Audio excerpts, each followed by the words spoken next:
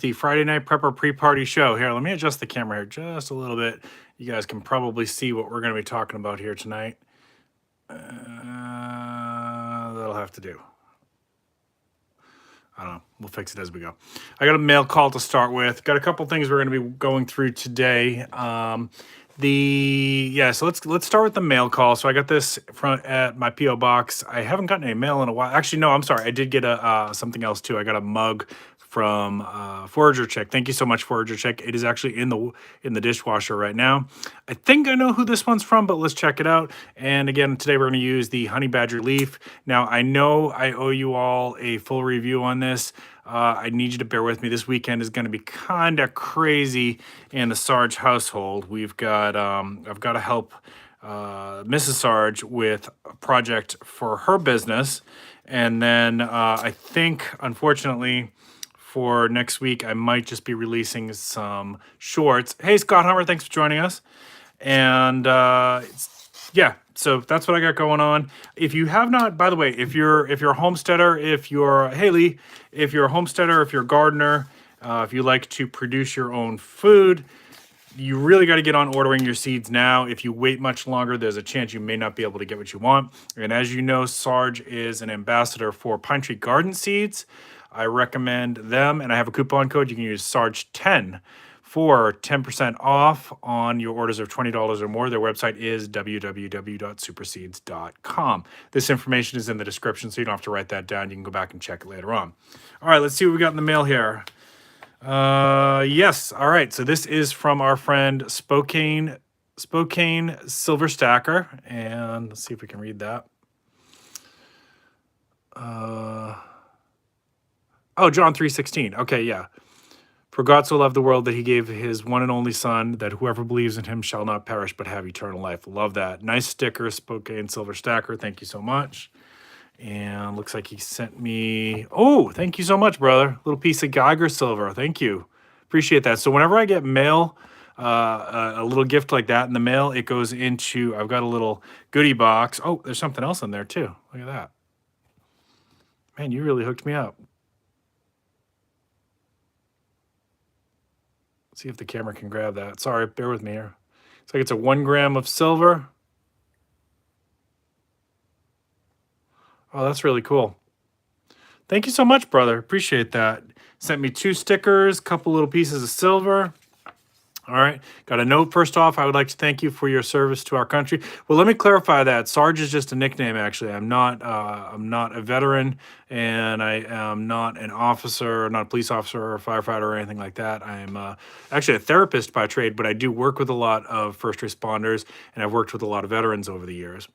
I think you have a great YouTube channel. Thanks for sharing your knowledge on prepping with us. Keep making great content. Well, I appreciate it. And I will drop something in the mail to you, brother. And got another sticker that came with that. Look at that one. Beautiful cross. Love it, brother. Thank you so much. Really appreciate you. That was a really nice mail call. I will be dropping something in the mail to you, my friend. All right. Let's see. So what we're going to talk about today, kind of show you this here. So I did this is something you can do. There's computer programs that would do this. But if I had an unlimited budget and I was going to design a new homestead, how would I do it? Now, just to give you a little bit of my background here, I've been gardening for over 40 years. I actually learned that from a very young age. My mother taught me gardening. My father taught me wilderness survival. He was an 82nd Airborne paratrooper and was stationed in Alaska doing survival training, cold weather survival training. And so that's where I learned a lot of my prepping skills. And of course, I've had different teachers over the years, different foraging instructors, Boy Scouts, of course. And I had my own chicken farm actually for 10 years in Kentucky. I had over 100 chickens, and we actually had it was a profitable chicken farm, right? Which anybody who's ever done any farming, making a profit in farming is pretty hard, but we actually were successful at it. So what would I do if I was going to do it differently? Now I live in the city, but with all the knowledge that I have, if I had an unlimited budget, this is how I would design it. I'm going to go through this with you piece by piece. All right. So the first thing is, this would be my main structure, and I would want it on an elevated hill. So there's a hill, there's a hill, there's a hill. And I would want it on a little bit of an elevation just to help with like flooding and things like that. And it's always nice to have a little bit of elevation that can see your whole property, right? And I would want from the road that you couldn't see the main structures, right? So I would design my driveway so that you came in like this, and there was, I'll explain what all this green stuff is, but basically some plants and trees like that to block your view of the house, and that's a greenhouse. So you would have to come in and make that turn before you actually even see any of the structures. So from the road, all you're gonna see is green frontage, right? That's security. Now, this outer perimeter here, all of that stuff around there, what I would put, and this would be very expensive to do this again, but we're talking pie in the sky budget, the outer perimeter would be all thorny blackberry bushes, right? Now, that's going to give you some defenses against people, just wandering into your property for deer hunting or whatever. It's not razor wire, it's not barbed wire, it's, you can get through it. It's just a little bit of a deterrent, and it also discourages like coyotes and things like that, which we did have coyotes in Kentucky. That was a problem. We also had wildcats, which are an even bigger problem. So the first line of defense was that I would have blackberries, thorny blackberries all around the outer perimeter. So not only does that give you a little bit of defense, or a little bit of deterrent, not so much defense, deterrent, but you're getting edible food off that as well, right? And once you start blackberries, they tend to propagate over time. So like you could plant every, I'd say maybe every 6 feet or so. And within a couple years, that would fill in all around. The second line would be, see these trees, right? Those would be thorny lemon trees. Now I have lemon trees, dwarf Lemire lemon trees growing on my property right now at my urban homestead, and they are a booger on thorns. Like I'm telling you, the thorns on those things are like the size of my pinky finger, and they hurt. So if somebody decides to run through those thorny blackberries, now they're going to hit the thorny lemon trees, and they're not going to have a good time. Again, it's not a defense so much as a deterrent. All right, so that would be what I would have on the perimeter. Now I would want to have 2 different types of wood growing for lumber or projects or firewood or whatever. Hey fish, good to see you, brother. And if you guys see things on here that you're like, yeah, you need this too, you need this, go ahead and throw it in there. I mean, I don't have all the ideas. This is just the stuff that I've picked up through my own experiences. So over here, I would want pine, like a pine grove. And over here, I would want an oak grove, right? And that's going to give you some sound barrier for the road as well. I mean, all of this stuff around the perimeter will, and that's going to give you some sound barrier in that direction. We have a sound issue over here, but we'll get to that later on. So under the pine, now there's certain things that grow in pine that like the acidic soil, certain types of mushrooms that are going to grow naturally over there. I think lion's mane will naturally grow there. Of course, the pine sap and pine residue is good for a lot of healing. You can use it you can make a gum with it, not a gum, like a glue with it. You can use it for fire starters. And over in the oak, you're going to have different kinds of things growing. Here in South Carolina, we tend to get what's called Spanish moss grows off the oaks. And so you can use that to make cordage, and also chanterelle mushrooms tend to like to grow around oaks. So right now, just like creating like a food forest kind of situation here, you've got before I've even shown you the other stuff, we've got a lot of stuff growing in the 2 wooded areas, right? So now let's move on to over here. Over here, I would plant, this is fish. This is if I had an unlimited budget, how would I design my homestead, right? If I had like $10 million to work with. Over here, I would do a little fruit tree orchard. Now that's going to depend on what you've got that grows in your area. So if you're in the Northeast area, you're probably going to plant apples and pears. Down here in South Carolina, we'd be planting some peaches and things like that, right? I could probably do some figs over here. I could do some kiwi would grow down here. So it really depends on what area of the country you're living in. Now, we've got the north is up facing over here. So north is up here. This is the southern solar aspect. That's kind of important for some of the stuff we're going to be talking about here. So obviously that's going to get full sunlight. And right in front of the pine grove, you could plant your blueberries. You could probably plant some roses over here too if you wanted to. The blueberries and roses like acidic soil from the pine, so that's going to go well together. These are concepts from permaculture, by the way, companion planting and things like that. All right, so we got our little fruit orchard over here, and then you've got another hill. And if you can see, I would have it tractors brought in to create mounds for here, one that the house would be built upon, and then one behind the house. And that would cause drainage down to this section of the property here, where you could create a little pond. And you could stock that with, it doesn't show up good on the camera, but you could put some koi fish in there, which, by the way, are a protein. They are edible. And they tend to be, you can create a self-sustaining, natural koi pond, right? If you put the right kind of plants in there and you maintain it well. And then that water could actually be used with some filtration to clean your clothes. And even with boiling it, you could use it to clean dishes and things like that, right? So this could potentially be completely off grid, depending on if you needed that or wanted that. So then behind the pond, you could put some cattail in there, which really likes to grow in wet areas. You could plant pawpaws back there if you live in a part of the country where pawpaws grow. Both of those would be edible. And of course, cattail has tons of different uses, including fire starting, feminine hygiene. Every part of the cattail plant is edible, right? And you're going to attract, you might attract some deer from back there and things like that are going to come to the water source to get water. Maybe munch on your cattail and things like that. So from these hilltop areas, you've got good line of sight down onto that, and got another easy way to generate protein. All right, you getting the idea?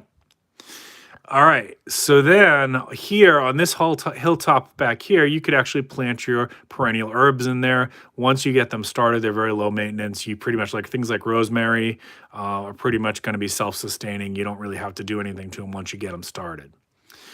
Because this is the north side of the property, this would be more shady behind that structure. So go ahead, fish, if you got something. Would wildlife easily penetrate your double thorn? Well, some would. Some would. Rabbits for sure can get right under that.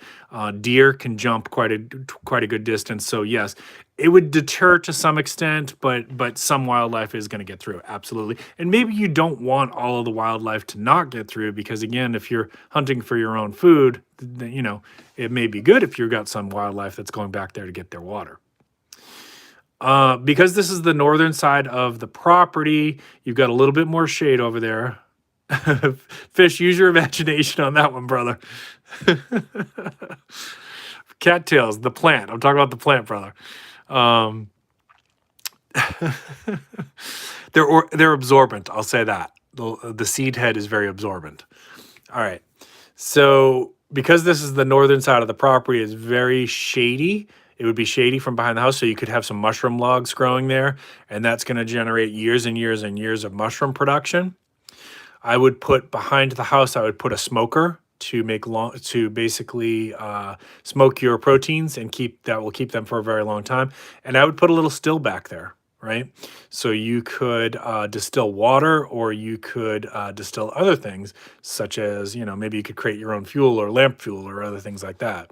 Use your imagination. Maybe you could create your own liquid medicine that way. It's illegal, but if we're talking completely grid down without rule of law, there might be opportunities for something like that.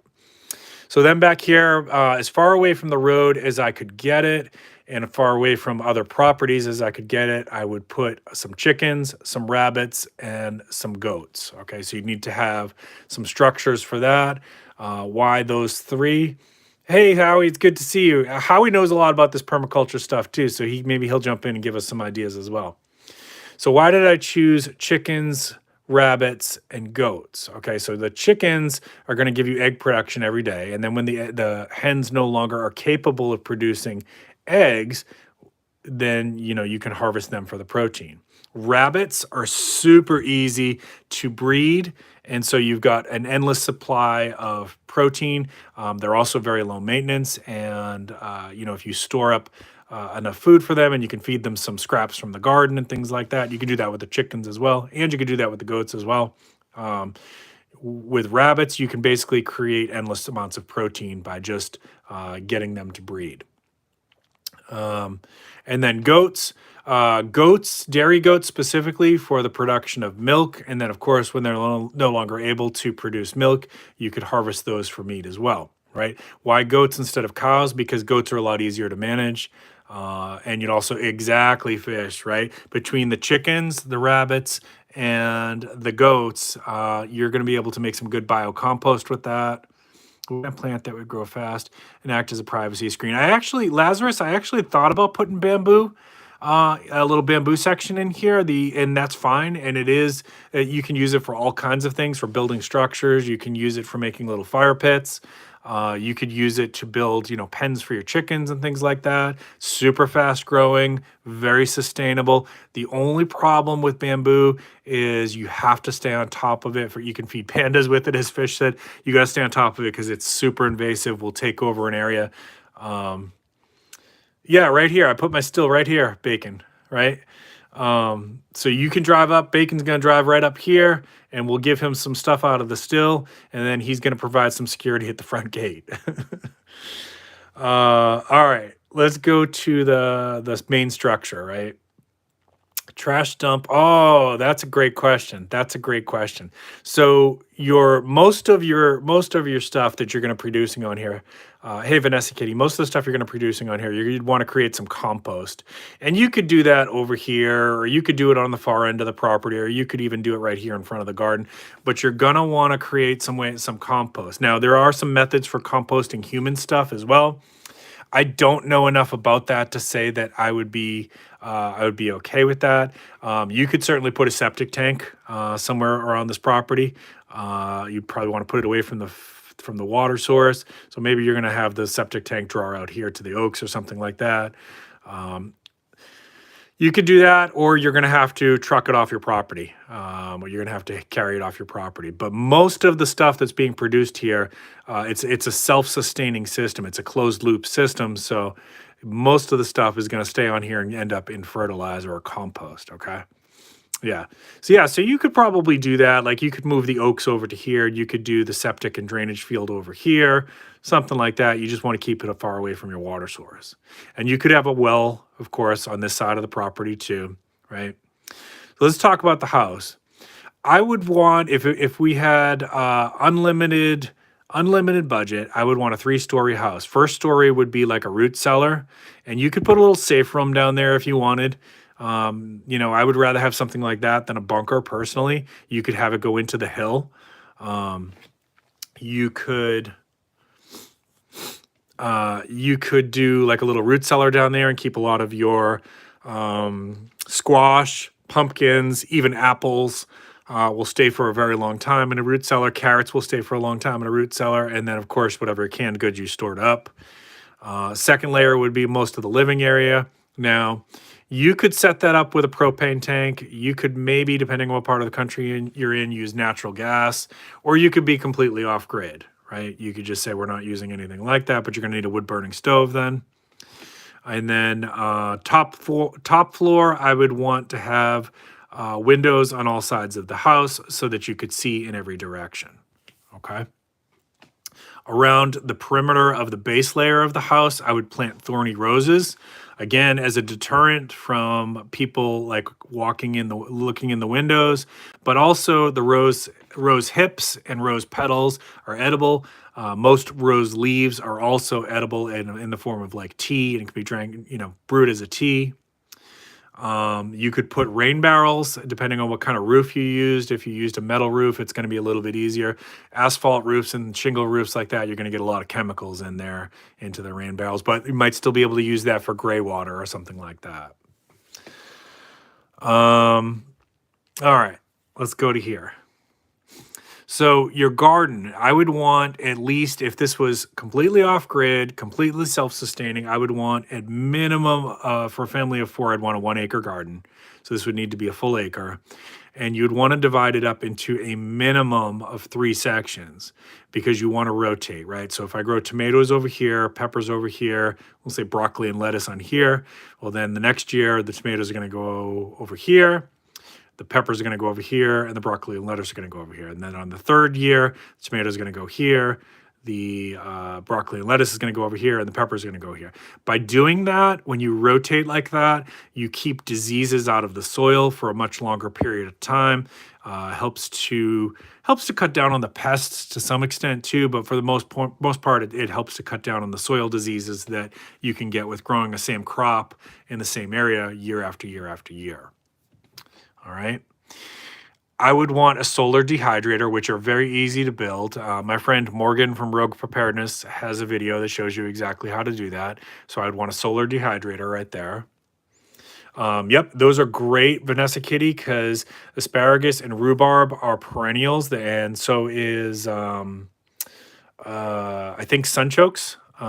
Come back year after year. Very very low maintenance crops. I would put strawberries over here next to my greenhouse, right? You're going to get at least 3 to 5 years out of strawberries. Honestly, I think you can get more than that. I got blackberries on the perimeter, Vanessa. I got blueberries over here.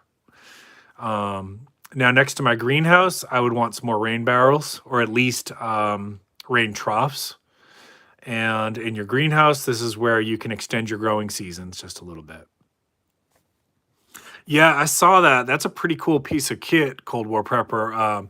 Morgan was showing a review on a portable reverse osmosis filtration system. It looked really, really cool. So if you guys haven't checked that out, it's Rogue Preparedness. So that's it. You know, with having done the farming thing before and lessons learned from that, you definitely could do some nut trees. Like you could put some in with the oaks over here, and you could put some different kinds in with the pine trees over here. You could do black walnut would be a great one to do. And is this still in South Carolina?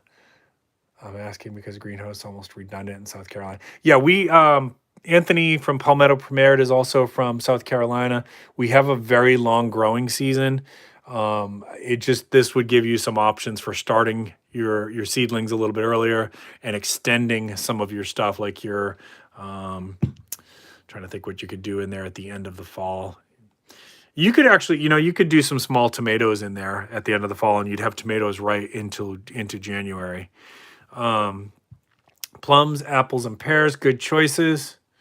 So yeah, so with doing this kind of system, we know we've got 1, 2, 3, 4 kinds of proteins, lots of different kinds of perennial fruits, lots of different kinds of, oh, thank you, Bacon. Lots of different kinds of perennial berries.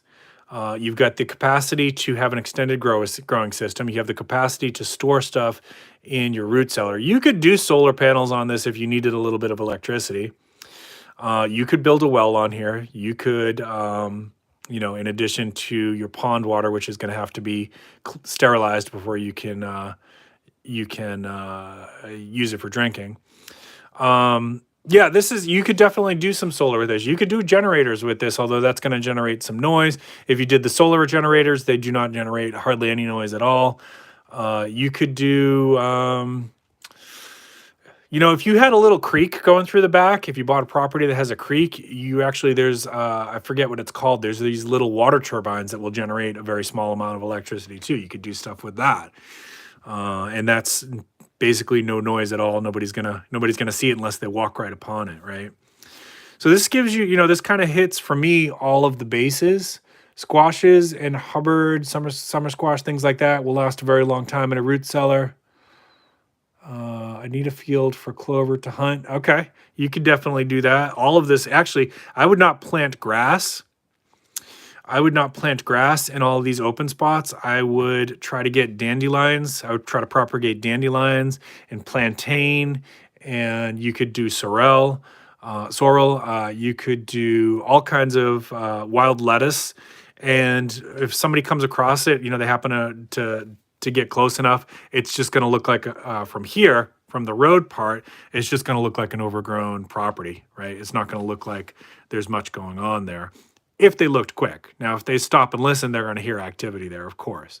If they stopped to walk down here, then, you probably are going to need to do what you need to do to greet them or defend yourself or whatever needs to happen. Yeah, and if you're going to do solar, that's really important. That most people don't realize this until they already install it. But the solar systems, if you purchase that, the panels alone are not going to let you run stuff. If the power goes down, you have to have a battery bank system to go with it.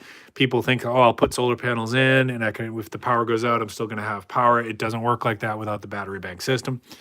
You need some deep cycle batteries, and even then, over time, eventually those are gonna lose life. Although it should last you quite a while. Clover, chicory, yep. Switchgrass for animal cover, okay. Yeah, turkey would like that. Panels do drop the electric cost, and you can actually, in some places, you can get paid. It really depends on the area. You can get paid to be pumping your electricity back into the grid. I know my father, he's got some solar panels up, and he gets paid for putting money back into the grid. They're very expensive. I've considered it, solar panels, but they're very, very expensive. The return on investment is quite a long time. But if if you bought a piece of property and you think you're going to be there for the rest of your life, maybe it makes sense. That's an individual decision. So you get 50, what is it? 50 at 280 watts a panel. Okay. Very cool. Very cool. How many panels do you get up, Vanessa? I personally wouldn't do a pig pen, but you could. I accounted for I would have some space back here and some coops and some pens for goats, rabbits, and chickens. I don't eat pork personally, but if you did that, you certainly could do something with that. And pigs can be used for a lot of other things too. Pigs will eat snakes. Pigs will, you can use pigs to create ponds. You let them go down into a lower area of the property and just kind of roll around in the mud, and they'll compact it, and you can create ponds that way. Pigs can clear out area, but goats can do that as well. So like, let's say you had some overgrown kudzu over here and you're like, I gotta get rid of that. You just let the pen in the goats over there. They'll take care of it for you. I think pigs will do that too. You could have ducks over here for sure. They'll eat anything, are great ways to use up excess milk. All right. Duck eggs make delicious pot stuff. Yeah, and ducks are another protein, and also you can get some good fats off the ducks, right? What other ideas do you all have? I think for me, this is bacon's good to see. The amount of renewable nuts that don't realize the sun doesn't stay in the air 24 hours, and that's not always wind is way hard. Yeah. Yeah, unfortunately, it's got some uses, and I've got portable solar panels that go with my portable solar power station. You can do some cool things with it. We definitely get our use out of it. We use it whenever the power goes out.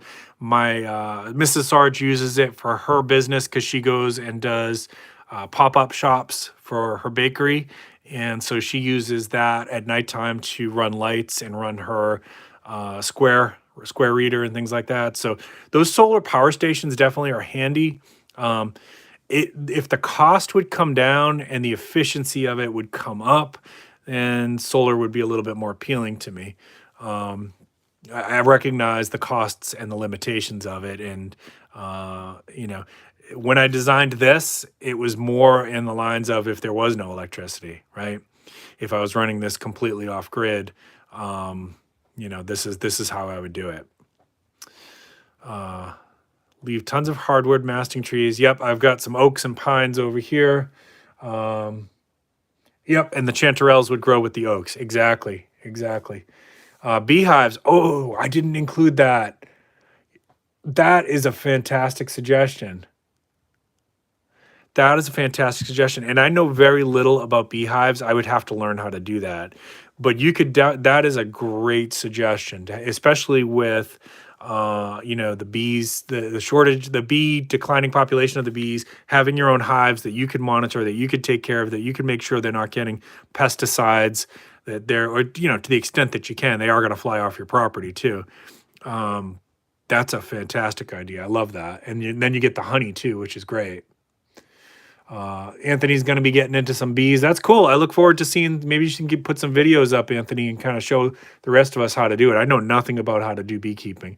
I've been lucky that everywhere that I've grown, like I had a mini farm in Massachusetts. I had a pretty decent sized farm in Kentucky, and I live in the city now. Everywhere I've lived, I've been lucky that we've been able to attract pollinators, but I plant a lot of diverse stuff around my property. I plant a lot of flowers and things like that, and I plant them, I encourage things that will bloom early in the winter so that I can attract them to my property as soon as they're coming out of their nests. And I don't use very many pesticides if I can help it. And all of that stuff will help bring natural pollinators to your property. So I haven't had to do it, fortunately. But yeah, the honey alone would be like, think about, you know, if you did honey, you could trade with neighbors, right? You could do that with the eggs, of course, too, and other things that you're getting here. But honey would be something that would be really appealing because not many people would have that. And that would be like a real morale booster too, the sweetness of it. It's a great idea. Maple trees, I didn't put maple trees on here, but you certainly, there's a case that could be made for that. And even like here in the South, we have some maple trees that are different. I'm trying to remember what they're called. But you can tap syrup out of even the maple trees that are here in the South. You're just not going to get as much. And there are places around here that do that, but it's not like Vermont. The Vermont maple trees are going to get a ton of syrup. And if you were up there, I absolutely would, you know, think about adding that to the property and getting yourself a couple taps and buckets and some stills too, because you got to boil that down. And but there are trees even in the South there, but the maple trees in the South will produce some syrup, just not as much. Yeah, planting diversity, exactly, Anthony. Sugar maples, New England maple trees are definitely going to produce more. Sycamore syrup and black walnut syrup are options down here. Thank you, Anthony. Yeah, do it, Fish. Tap her tree and tell her that it's for an experiment for YouTube. Forager Chick says hickory trees are good for nuts, and you can make syrup from the bark too.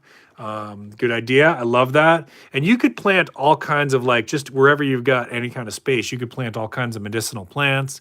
You could plant mimosa trees. I would, because I live in the South, I would plant a couple yaupon trees if I had an unlimited budget, because yaupon is a natural source of caffeine.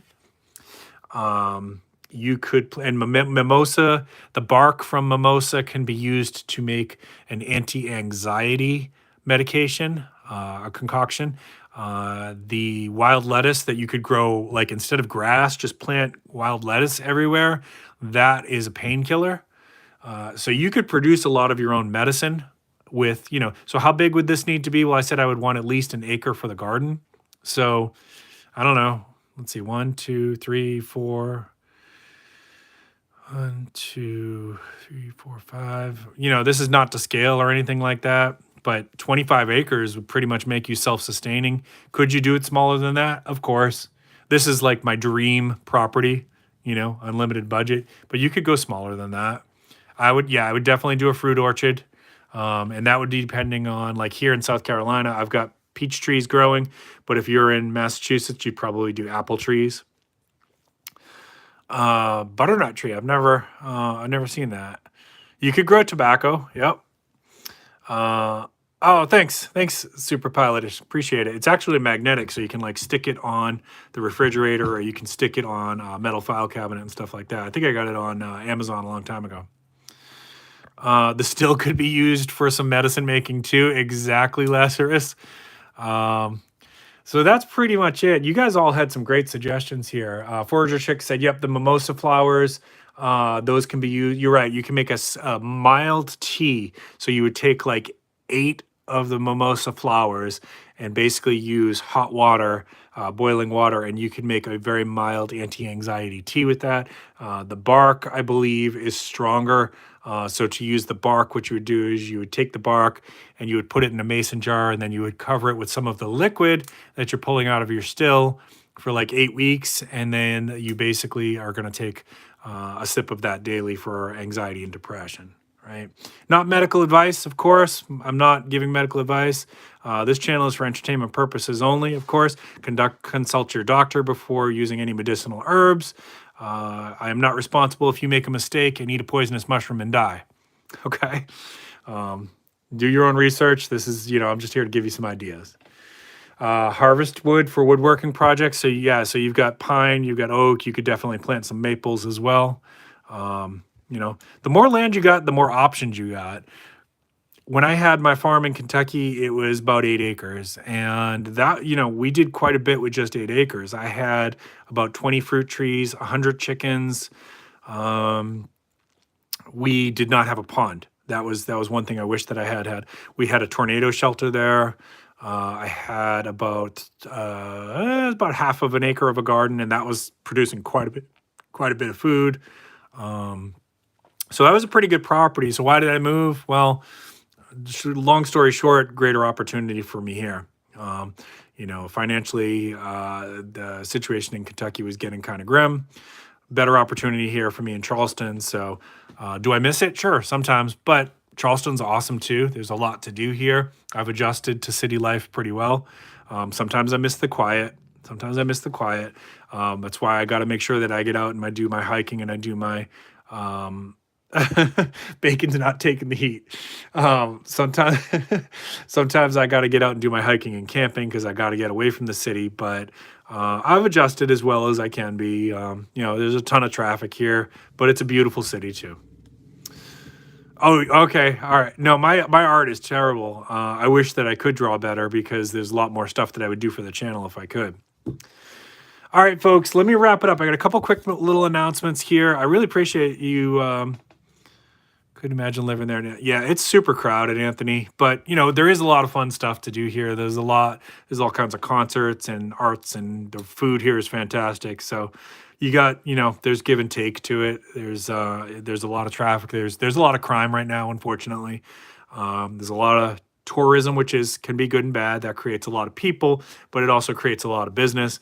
And my wife is in the business of the food business, so that's good for us there. So yeah, there's pros and cons. Oh, thanks, Radio. Appreciate you. Good to see you. All right, I got a couple little announcements here. Again, if you haven't ordered your seeds yet, I do recommend you go ahead and get them really quick because, again, if you wait too long, you're not going to be able to get. There's a good chance you're not going to be able to get what you want.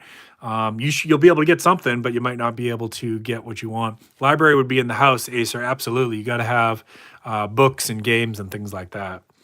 If you go to Pine Tree Garden Seeds at www.superseeds.com and use coupon code SARGE10, you will get 10% off your order of $20 or more. That will be in the description again, so you don't have to write that down. Just go down to the description and you can click right in. Next week, it's going to be pretty jammed up on me. I got a lot of stuff going on personally, so I think I'm just going to release some shorts. I know I owe you a knife review for this. I promise I will get to it. I've got another order of silver coming in, so watch out for that. But next week, I've got a whole bunch of shorts that have just been sitting there unreleased. I'm probably going to release a bunch of those. Tomorrow night, I am going to be on. I want to drop this link for you. Tomorrow night at 7 p.m., Digital Prepper and I are going to be guesting on Indiana Preparedness Consultations. This was the one that we were going to do a few weeks ago and we had to reschedule. So in the chat right now, dropping that link.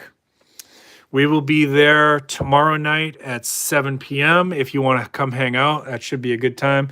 The three of us had a fun stream last time, and Digital and I always do well together. So I hope you guys will join us. Hope you have a great weekend. Don't forget Valentine's Day is coming up. Get something for your spouse or your girlfriend or boyfriend.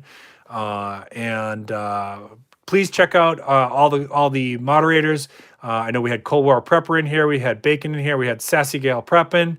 Let's see. Forager Chick, I need to make you a moderator. I will get on that. And I think that was it. Please check out their channels as well. In fact, if you haven't already done so, go ahead and subscribe because I know that Bacon goes live on Friday nights, usually like 10 or 11 o'clock, always a good time. Sometimes he streams all the way to sunrise. I've woken up and Bacon's still streaming. It's pretty funny. So check that out. Everybody have a great weekend. I really appreciate you. Keep planting your seeds. Keep stacking your silver. This is Prepping with Sarge.